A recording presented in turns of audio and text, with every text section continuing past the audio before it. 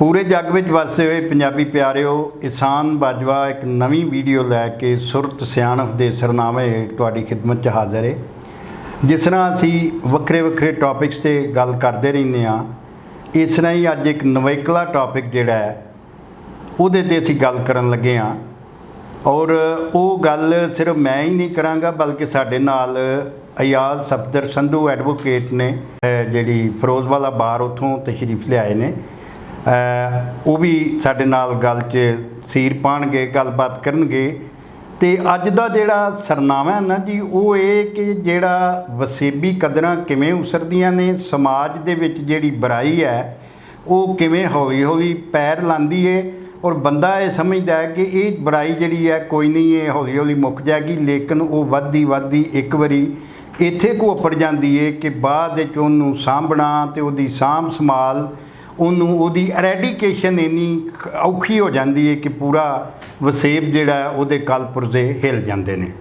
असी पढ़ते हुंदे सां निक्के हुंदियां शेख सादी दी हकायात, उन्हां दे विचों एक वाक़या लिखिया सी कि अनुशेरवान आदल ईरान दा बादशाह शिकार खेडन गया ते उहदे नाल ज़ाहर सारे वज़ीर मसदी नौकर चाकर बड़ा वड्डा कैंप उन्हां जाके किसी जगह ते लाया तो वो इतफाक नाल ये होया कि सारा समान शमान उत्थे खाण पकाण दा सारा कुछ शिकार करके भुनन भुनाण दा वो तो लैके आए सन, लेकिन लूण लियाउणा भुल गए सन।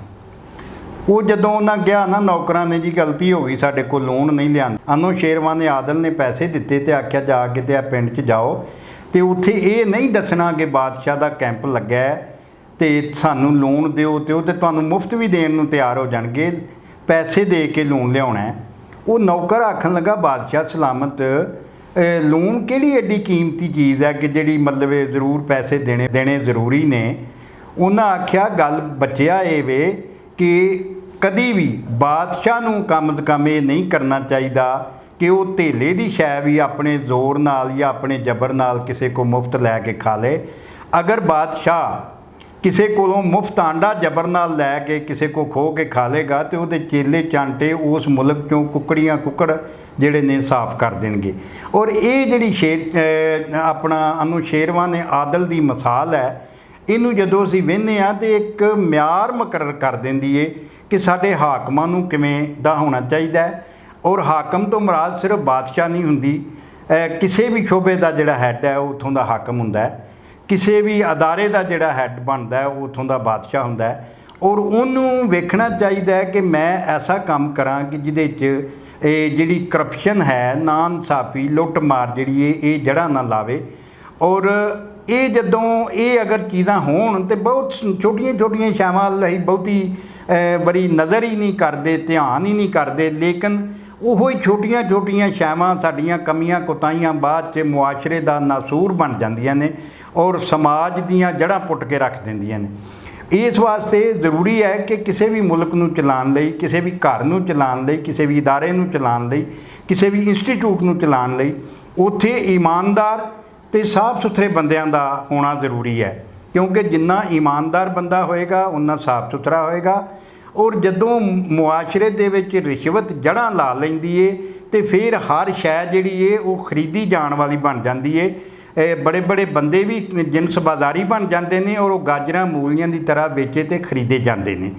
तो ये सरनामे अज का समाज के सुधार लई तो ये तुहानूं मिलावांगा जनाब अयाज सफदर संधू साहब नाल कि वो समझण कि ये जिहड़ा मुआशरे च इन्हां छोटियां छोटियां कमियां कोताहियां की वजह नाल विगाड़ पैदा हुंदे ने, उहदे नुकसान की हुंदे ने ते उहदे तो बाद फिर दसणगे कि उहदा सुधार किवें कीता जा सकदा है। तो जनाब गल करो तुसी अयाज सफदर संधू एडवोकेट जी नाल। जी बड़ी मेहरबानी बाजवा साहब, गल तो बड़ी वधिया ते मुख्तसर कि छोटी बुराई नूं अगर तुसी नहीं रोकदे तो फैलदियां फैलदियां एडी वड्डी हो जाती है कि नस्लां लग जान उन्होंने फिर सुधारन लई।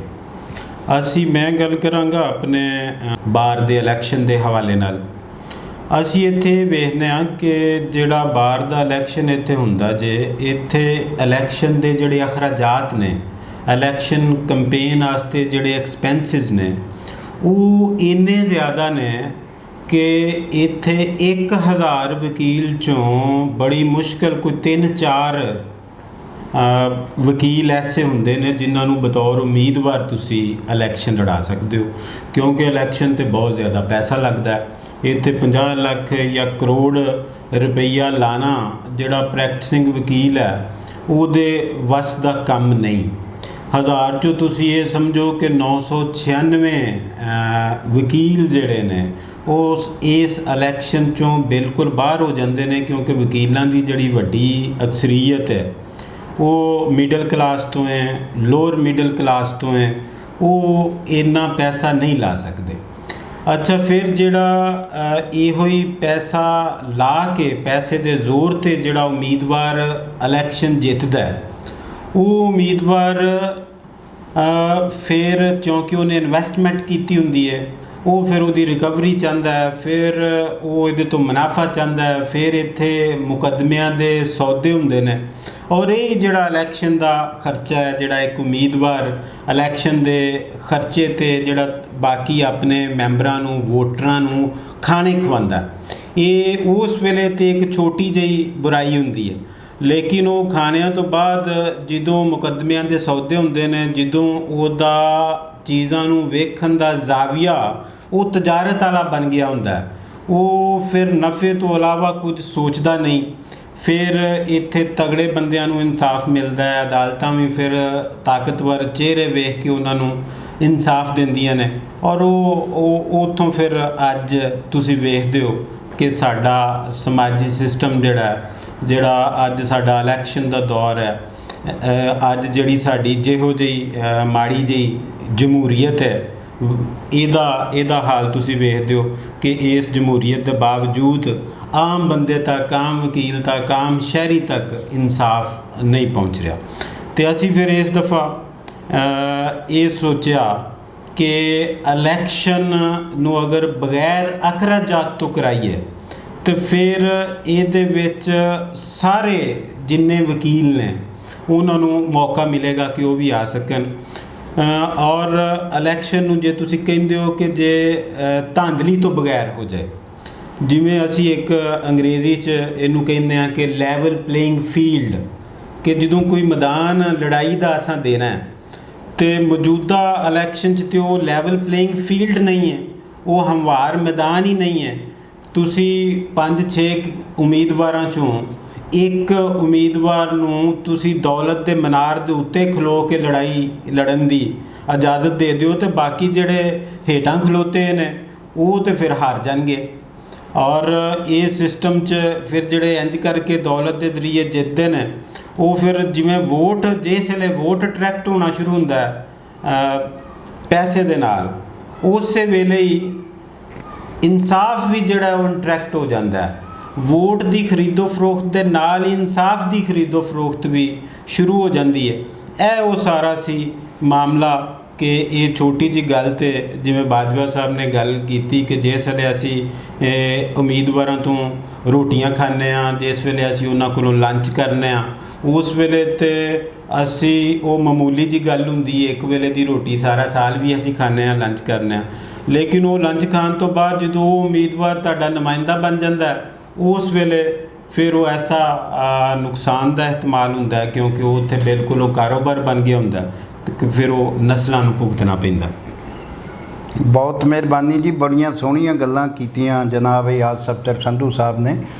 ਬਿਲਕੁਲ ਇਸ ਤਰ੍ਹਾਂ ਹੀ ਹੈ ਕਿ ਜਿਵੇਂ ਨਪੋਲੀਅਨ ਬੋਨਾਪਾਰਟ ਨੇ ਆਖਿਆ ਸੀ ਕਿ ਵੈਨ ਮਨੀ ਸਪੀਕਸ ਇਟ ਡੋਮੀਨੇਟਸ, ਕਿ ਜਦੋਂ ਪੈਸਾ ਬੋਲਦਾ ਤੇ ਰਾਜ ਕਰਦਾ ਹੈ।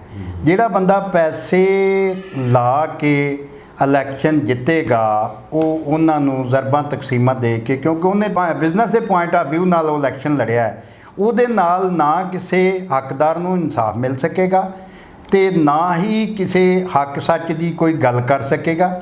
ਉਹ ਹਰ ਪਾਸੇ ਧੌਂਸ ਧਾਂਸਲੀ, ਔਰ ਉਹ ਲਾਜ਼ਮੀ ਗੱਲ ਹੈ ਕਿ ਉਹ ਆਪਣੀ ਗੱਲ ਮਨਵਾਉਣ ਲਈ, ਕਿਉਂਕਿ ਉਹਨੇ ਪੈਸੇ ਜਿਹੜੇ ਨੇ ਦਿੱਤੇ ਹੁੰਦੇ ਨੇ, ਅਤੇ ਜਿਨ੍ਹਾਂ ਲੋਕਾਂ ਦਿੱਤੇ ਹੁੰਦੇ ਨੇ ਉਹ ਵੀ ਉਹਨੂੰ ਪ੍ਰੈਸ਼ਰਾਈਜ਼ ਕਰਦੇ ਨੇ, ਔਰ ਉਹ ਫਿਰ ਬਾਅਦ ਵਿੱਚ ਸਾਰਾ ਜਿਹੜਾ ਜੁਡੀਸ਼ਰੀ ਦਾ ਸਿਸਟਮ ਹੈ ਉਹਦੇ ਵਿੱਚ ਵੀ ਕਈ ਪ੍ਰੈਸ਼ਰ ਜਿਹੜੇ ਨੇ ਉਹ ਅੱਗੇ ਜਾਂਦੇ ਨੇ। ਤਾਂ ਇਹਨਾਂ ਇਹ ਚੀਜ਼ਾਂ ਨੂੰ ਕਰਬ ਕਰਨ ਲਈ ਇਹਨਾਂ ਨੂੰ ਜਿਸ ਤਰ੍ਹਾਂ ਆਂਦੇ ਨੇ ਨਾ ਰਵੇ ਬਾਂਸ ਤੇ ਨਾ ਵੱਜੇ ਬਾਂਸਰੀ। ਇਹ ਜ਼ਰੂਰੀ ਹੈ ਵੇ ਕਿ ਇਲੈਕਸ਼ਨ ਨੂੰ ਐਡਾ ਕਲੀਅਰ ਔਰ ਐਡਾ ਸਾਫ਼ ਬਣਾ ਦਿੱਤਾ ਜਾਏ ਔਰ ਇਹਦੇ ਚੋਂ ਇਹ ਜਿਹੜਾ ਇਹ ਦਾਵਤਾਂ ਖਵਾਉਣ ਵਾਲਾ ਇਹ ਸਾਰਾ ਜਿਹੜਾ ਕਲਚਰ ਹੈ ਇਹਨੂੰ ਖ਼ਤਮ ਕਰ ਦਿੱਤਾ ਜਾਏ। ਔਰ ਇਹਨੂੰ ਖ਼ਤਮ ਕਰਨ ਲਈ ਵਲੰਟੀਅਰ ਦੀ ਲੋੜ ਹੈ, ਜਿਹੜੇ ਹੱਥ ਚੁੱਕ ਕੇ ਬਾਂਹ ਚੁੱਕ ਕੇ ਹਿੰਮਤ ਤੇ ਜੁਰਤ ਨਾਲ ਅੱਗੇ ਵਧਣ। ਔਰ ਉਹ ਜਨਾਬ ਇਸ ਤਰ੍ਹਾਂ ਦੇ ਬੰਦੇ ਹੋਣ ਤੇ ਯਕੀਨੀ ਤੌਰ ਤੇ ਸਾਨੂੰ ਕੋਈ ਘਾਟਾ ਨਹੀਂ।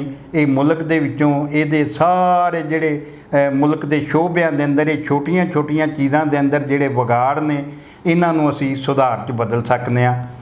ਤੇ ਇਹਦੇ ਬਾਰੇ 'ਚ ਮੈਂ ਚਾਹਾਂਗਾ ਕਿ ਜਨਾਬ ਯਾਸ ਅਫਜ਼ਲ ਸੰਧੂ ਸਾਹਿਬ ਥੋੜ੍ਹਾ ਹੋਰ ਦੱਸਣ ਕਿ ਅਸੀਂ ਹੋਰ ਕੀ ਇਹਦੇ 'ਚ ਕਰ ਸਕਦੇ ਹਾਂ, ਜਾਂ ਤੁਸੀਂ ਜਿਹੜਾ ਇਲੈਕਸ਼ਨ ਜਿੱਤਿਆ ਇਹਦੇ 'ਚ ਕੀ ਤੁਹਾਡਾ ਤਜਰਬਾ ਹੈ ਕਿ ਕੀ ਇੱਕ ਨਵਾਂ ਤਜਰਬਾ ਸੀ ਤੁਹਾਡੇ ਵਾਸਤੇ, ਇੱਕ ਨਵੇਕਲਾ ਕੰਮ ਸੀ ਕਿ ਇੱਕ ਐਸਾ ਹਨੇਰੇ ਦੀ ਜਗ੍ਹਾ ਜਿਹੜੀ ਜਗ੍ਹਾ 'ਤੇ ਹਰ ਪਾਸੇ ਹਨੇਰਾ ਹੀ ਹਨੇਰਾ ਹੈ, ਉਸ ਜਗ੍ਹਾ 'ਤੇ ਇੱਕ ਛੋਟਾ ਜਿਹਾ ਦੀਵਾ ਬਾਲਣਾ।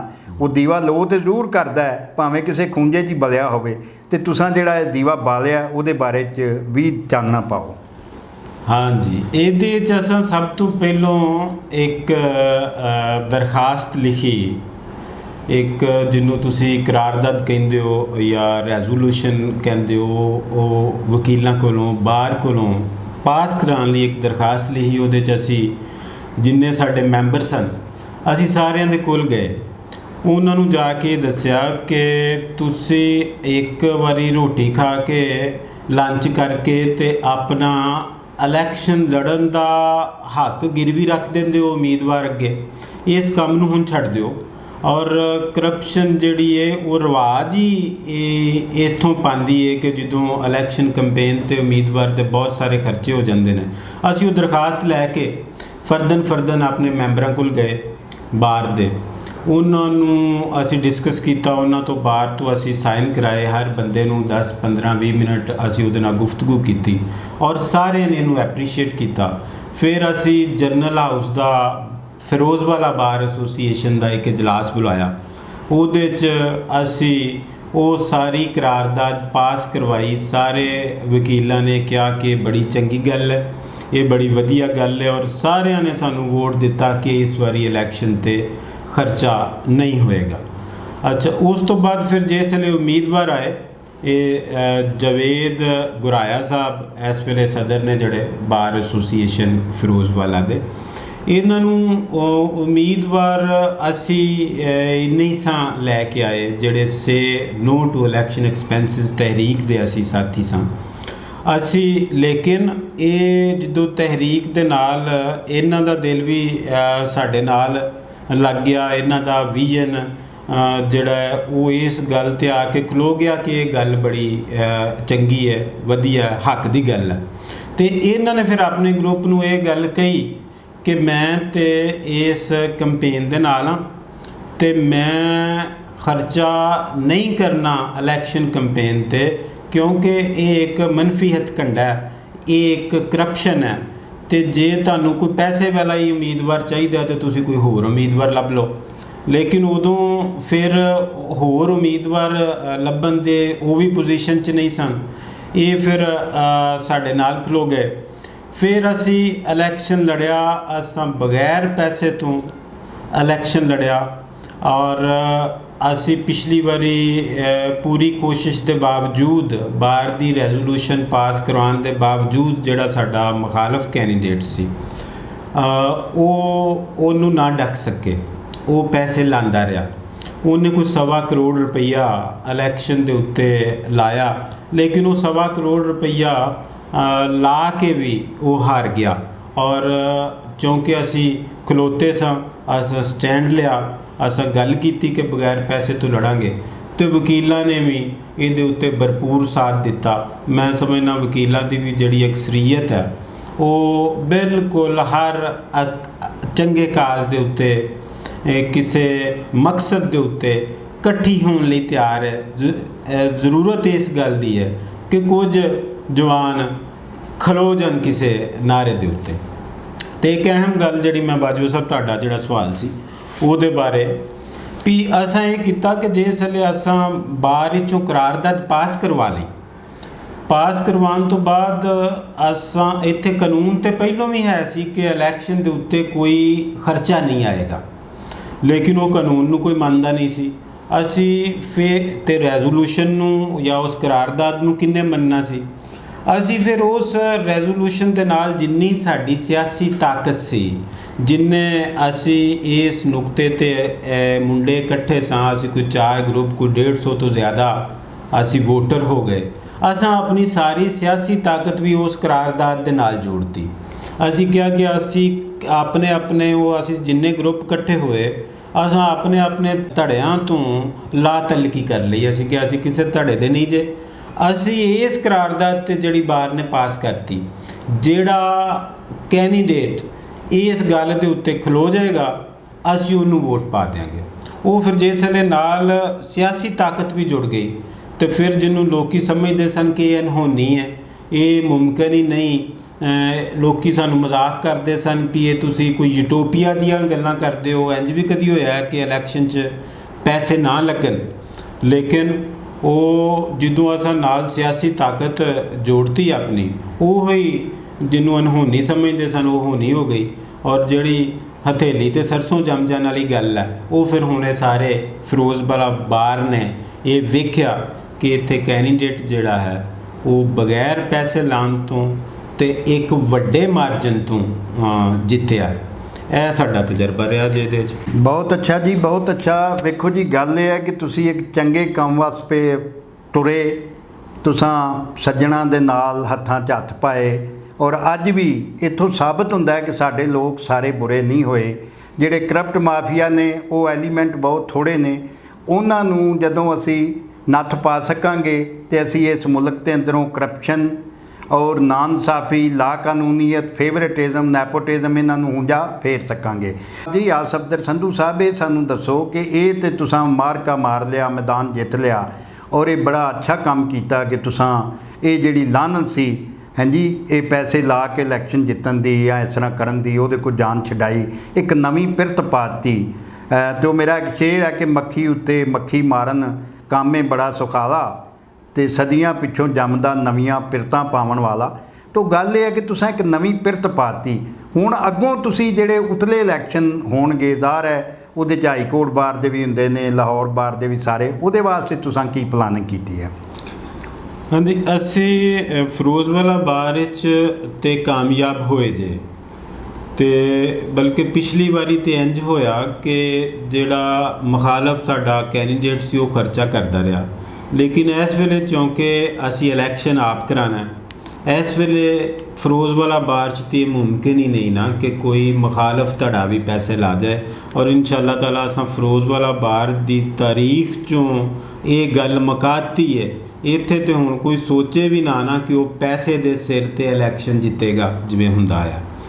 लेकिन असी इनू अगे लैके जाना चाहते हैं। असी ये समझते हैं कि जे इस गल नूं महदूद करता जाए फिरोजपुरा बार दी हद तक, तो हो सकता है ये कोई 4, 5, 6 सालों के विच ये गल मध्यम पै जाए। जे असी इनू फैलाइए, असी इनू पंजाब दी सतह ते लैके जाइए और ये नाल असी दीवे नाल दीवा बालीए, तो फिर ये वो गल बन जाएगी कि अगर ये 12 के अंदर ये गल आ जाए कि वकीलों के इलैक्शन बगैर पैसे तो होन लग पैन, तो फिर सोसाइटी भी ये गल आएगी। फिर जिहड़े तुहाडे जनरल इलैक्शनस ने उहदे विचों भी अखराजात घटन की गल बनेगी। तो हुण असी ये चाहते हैं कि असी अपनी तहरीक वल्लों उम्मीदवार लैके आइए पंजाब बार कौंसल दे विच, और असी पूरी इस कोशिश चाह कि असी अगला जिहड़ा लाहौर बार दा इलैक्शन है सालाना, उहदे विच भी असी पैसे ना लगन दईए। और असी लाहौर बार च बहुत सारे साडे दोस्त ने जिहड़े इस गल नूं समझदे ने, जिहड़े इस गल ते कोशिश करन डए ने, वो साडे नाल ने। तो अगर लाहौर बार दे विच असीं समझने हैं कि एक असी बगैर पैसों तो इलैक्शन कराने च कामयाब हो गए, तो फिर ये गल जिहड़ी है ये लाहौर तो पूरे पंजाब च फैलेगी। तो असी ਕੈਂਡੀਡੇਟ ਵਿੱਚੋਂ ਕਿ ਕਾਨੂੰਨ ਪਹਿਲੋਂ ਹੀ ਮੌਜੂਦ ਹੈ ਕਿ ਕਿਸੇ ਕਿਸਮ ਦਾ ਇਲੈਕਸ਼ਨ ਕੰਪੇਨ 'ਤੇ ਖਰਚਾ ਨਹੀਂ ਹੋਣਾ ਚਾਹੀਦਾ, ਲੇਕਿਨ ਜਿਹੜੇ ਮੈਂਬਰ ਬੈਠੇ ਨੇ ਪੰਜਾਬ ਬਾਰ ਕੌਂਸਲ 'ਚ ਉਹ ਜੋ ਕਿ ਆਪ ਪੈਸੇ ਲਾ ਕੇ ਆਏ ਹੁੰਦੇ ਨੇ, ਲਿਹਾਜ਼ਾ ਉਹ ਇਹਨੂੰ ਤਬਦੀਲ ਕਰਨ ਦੀ ਇਸ ਸਟੇਟਸ ਕੋ ਦਾ ਹਿੱਸਾ ਬਣਨ ਦੀ ਕੋਸ਼ਿਸ਼ ਕਰਦੇ ਨੇ। ਇਸ ਸਟੇਟਸ ਕੋ ਦੇ ਵਿੱਚ ਉਹ ਆਪਣਾ ਮਕਾਮ ਬਣਾਉਣ ਦੀ ਕੋਸ਼ਿਸ਼ ਕਰਦੇ ਨੇ। ਇਸ ਸਿਸਟਮ ਨੂੰ ਬਦਲਣ ਦੀ, ਤੋੜਨ ਦੀ ਗੱਲ ਨਹੀਂ ਕਰਦੇ। ਲੇਕਿਨ ਅਗਰ ਸਾਡਾ ਉਮੀਦਵਾਰ ਕਾਮਯਾਬ ਹੁੰਦਾ ਪੰਜਾਬ ਬਾਰ ਕੌਂਸਲ 'ਚ, ਅਤੇ ਸਾਡੇ ਕੋਲ ਆਪਣੇ ਫਿਰੋਜ਼ਵਾਲਾ ਬਾਰ ਦਾ ਪਿਛਲੇ ਸਾਲ ਦਾ ਤਜਰਬਾ ਹੈ, ਸਾਡੇ ਕੋਲ ਪੇਪਰ ਵਰਕ ਹੈ, ਸਾਡੇ ਕੋਲ ਪੂਰਾ ਪ੍ਰੋਗਰਾਮ ਜੇ ਕਿ ਅਸੀਂ ਕਿੰਝ ਇਲੈਕਸ਼ਨ ਦਾ ਖਰਚਾ ਡੱਕ ਸਕਦੇ ਹਾਂ। ਅਤੇ ਇਹ ਅਸੀਂ ਅੱਲਾ ਦੇ ਹੁਕਮ ਨਾਲ ਪੂਰੇ ਪੰਜਾਬ 'ਚੋਂ ਅਸੀਂ ਵਕੀਲਾਂ ਦੇ ਜਿਹੜੇ ਇਲੈਕਸ਼ਨ ਨੇ ਉਹਨਾਂ 'ਚੋਂ ਖਰਚੇ ਨੂੰ ਖ਼ਤਮ ਕਰਨਾ, ਤਾਂ ਕਿ ਜਿਹੜੇ ਜਾਲੀ ਲੋਕ ਆ ਜਾਂਦੇ ਨੇ ਪੈਸੇ ਦੇ ਸਹਾਰੇ, ਜਿਹੜੇ ਇੱਥੇ ਪੈਰਾਸ਼ੂਟਰ ਨੇ ਸਿਰਫ ਪੈਸੇ ਦੀ ਵਜ੍ਹਾ ਤੋਂ ਆ ਕੇ ਵਕੀਲਾਂ ਦੇ ਨੁਮਾਇੰਦੇ ਬਣ ਜਾਂਦੇ ਨੇ, ਔਰ ਵਕੀਲ 12 ਜਿਹੜੀਆਂ ਕਿਰਦਾਰ ਅਦਾ ਕਰ ਸਕਦੀਆਂ ਨੇ ਮੁਲਕ ਦੀ ਬਿਹਤਰੀ ਵਾਸਤੇ ਉਹ ਨਹੀਂ ਕਰ ਪਾਉਂਦੀਆਂ, ਕਿਉਂਕਿ ਅਸਲ ਲੋਕ ਜਿਹੜੇ ਨੇ ਉਹ ਪਿੱਛੇ ਹੇਠਾਂ ਹੀ ਰਹਿ ਜਾਂਦੇ ਨੇ। ਅਤੇ ਅਸੀਂ ਇਸ ਭਰਪੂਰ ਕੋਸ਼ਿਸ਼ ਕਰਾਂਗੇ ਕਿ ਅਸੀਂ ਪੰਜਾਬ ਬਾਰੇ 'ਚ ਵੀ ਆਈਏ ਅਤੇ ਪੂਰੇ ਪੰਜਾਬ 'ਚੋਂ ਅਸੀਂ ਖ਼ਤਮ ਕਰੀਏ ਕਿ ਕਦੀ ਇੱਥੇ ਇਲੈਕਸ਼ਨ 'ਚ ਖਰਚਾ ਨਾ ਹੋਵੇ। ਬਹੁਤ ਅੱਛਾ, ਬਹੁਤ ਅੱਛੀ ਗੱਲ ਹੈ ਜੀ। ਵੇਖੋ ਜੀ, ਬੰਦਾ ਹਿੰਮਤ ਕਰੇ ਅਤੇ ਮੈਂ ਸਮਝਦਾ ਕਿ ਤੁਸੀਂ ਬੜੇ ਥੋੜ੍ਹੇ ਚਿਰ ਵਿੱਚ ਕਿ ਤੁਸੀਂ ਪਹਿਲੀ ਦਫਾ ਹਿੰਮਤ ਕੀਤੀ ਅਤੇ ਪਹਿਲੀ ਦਫਾ ਹੀ ਜਨਾਬ ਜਵੇਦ ਗੁਰਾਇਆ ਸਾਹਿਬ ਦੀ ਸ਼ਕਲ 'ਚ ਤੁਸੀਂ ਕਾਮਯਾਬ ਹੋ ਗਏ। ਅਤੇ ਇਹਦੇ 'ਚ ਨਾਕਾਮੀ ਵੀ ਆ ਸਕਦੀ ਹੈ, ਲੇਕਿਨ ਮੈਂ ਸਮਝਦਾ ਕਿ ਚੰਗੇ ਕੰਮ ਉੱਤੇ ਟੁਰਦਿਆਂ ਰਹਿਣਾ ਚਾਹੀਦਾ ਹੈ। ਔਰ ਅਗਰ ਅਸੀਂ ਸਾਰੇ ਹੀ ਇੱਕ ਇੱਕ ਦੀਵਾ ਫੜ ਕੇ ਅਤੇ ਹਨੇਰਾ ਮਕਾਨ ਟੁਰ ਪਈਏ ਅਤੇ ਹਨੇਰੇ ਦੀ ਕੋਈ ਮਜਾਲ ਨਹੀਂ ਕਿ ਹਨੇਰਾ ਫਿਰ ਪਸਰਿਆ ਰਵੇ।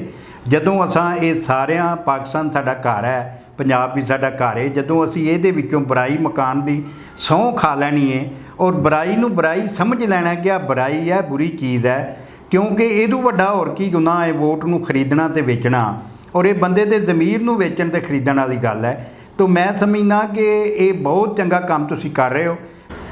ਹਾਂਜੀ, ਅਸੀਂ ਮੁਬਾਰਕਬਾਦ ਦਿੰਦੇ ਹਾਂ ਜਨਾਬ ਜਵੇਦ ਗੁਰਾਇਆ ਸਾਹਿਬ ਨੂੰ, ਜਿਹੜੇ ਫਿਰੋਜ਼ਵਾਲਾ ਬਾਰ ਦੇ ਸਦਰ ਬਣੇ, ਔਰ ਇਹ ਜਿਹੜੀ ਇਹਨਾਂ ਸਹੁੰ ਪਾਈ ਸੀ ਵੀ ਅਸਾਂ ਖਰਚ ਨਹੀਂ ਕਰਨਾ, ਔਰ ਅਸੀਂ ਇਹ ਜਿਹੜੀ ਭੈੜੀ ਆਦਤ ਹੈ, ਜਿਹੜਾ ਭੈੜਾ ਕੰਮ ਹੈ, ਇੱਕ ਕਰਪਸ਼ਨ ਦੀ ਸੂਰਤ ਹੈ, ਇਹਨੂੰ ਮੁਕਾਉਣਾ ਹੈ। ਔਰ ਇਹ ਸਾਰੇ ਦੋਸਤਾਂ ਨੇ ਬਹਿ ਕੇ ਸਹੁੰ ਨੇਮ ਪਾਈ, ਔਰ ਉਹ ਸਾਰੇ ਸਿਸਟਮ ਦੇ ਵਿੱਚ ਇਹ ਜਨਾਬ ਮਤਲਬ ਇਲੈਕਸ਼ਨ ਲੜ ਕੇ ਅਤੇ ਬੜੀ ਕਾਮਯਾਬੀ ਇਹਨਾਂ ਹਾਸਲ ਕੀਤੀ।